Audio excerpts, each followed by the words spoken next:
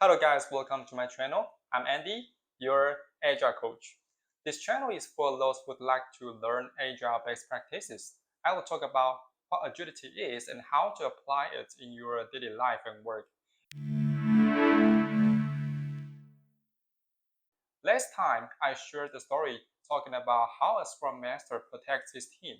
If you are not clear what I said, I strongly suggest you back to see my previous episode. And today I'm going to talk about another role, the product owner.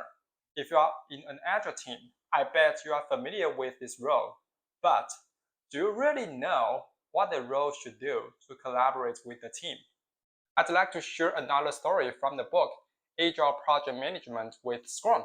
If you keep tracing my episodes, the book might appear many times in the future because I want to make up a series of Agile case studies from the stories inside it. You could also experience that even 20 years ago, people were facing similar problems as we are. So let's back to today's topic. I want to tell you a product owner story in a company, MegaEnergy. MegaEnergy was an energy management company that owned many pipelines in North America, and their business was leasing these pipelines to gas or oil producers. Because their pipelines ran through many private properties, they had to pay them the annual royalties at the start of each calendar year. To make it clear, it seems like you are running your business on other people's private properties, like roads, lands, or buildings. So you have to pay for the usage every year. This seems like a simple operation, right? However, that was exactly the problem. Because the owners of lands changed constantly, they had to recheck before sending their royalty checks. Even further, their pipelines ran through not only one state, but several ones. To clarify the owner's information, the Land Department of MegaEnergy had to print out a list of owners of each parcel of land and send it to provincial government land registry departments in order to get names and addresses of landowners back. The story was not to the end. Much to their annoyance, each state government had their own form of returning sheets. MegaEnergy staff would check these names and addresses of owners against the ones in their land database to make necessary updates.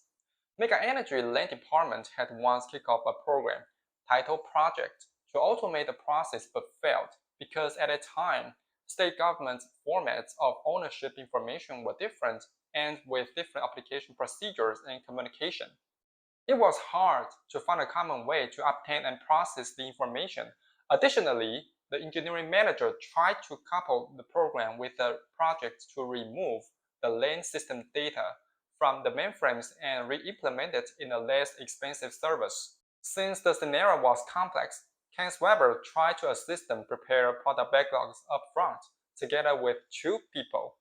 One of them is Roth. She was once engaged in a title project as a project manager, trying to improve the checking process but failed, and then was selected as the Scrum Master since she knew how the title project failed.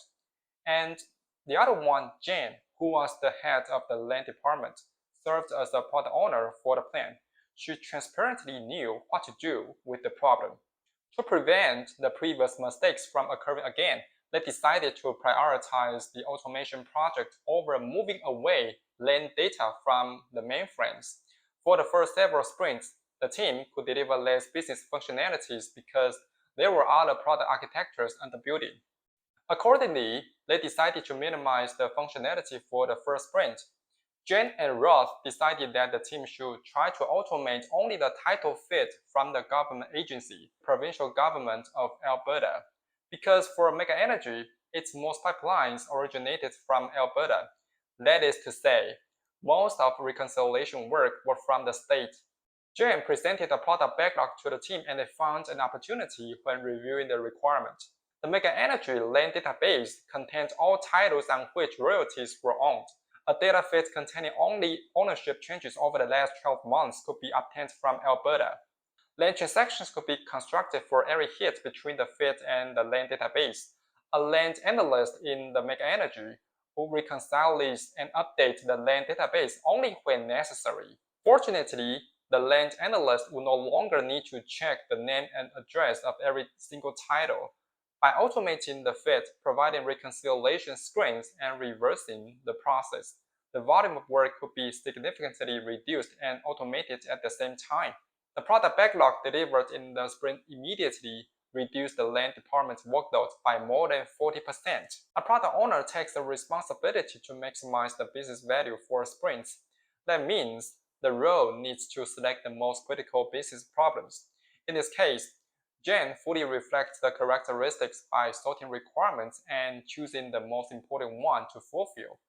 And she did not require the team to deal with all states at first. Conversely, she focused on a small, doable part that potentially delivered immediate effect of eliminating workloads for the land department. Likewise, I also observed an important factor that made Jen succeed with the project, the Scrum Team, because they helped Jen review the product backlog and discovered a solution to mitigating land department's workload. Jen selected the most valuable item to deliver, and the Scrum team took effort to get it done. If you like this video, thumbs up, subscribe me, and comment below if you have any questions. I'm Andy, your Agile coach. Bye bye.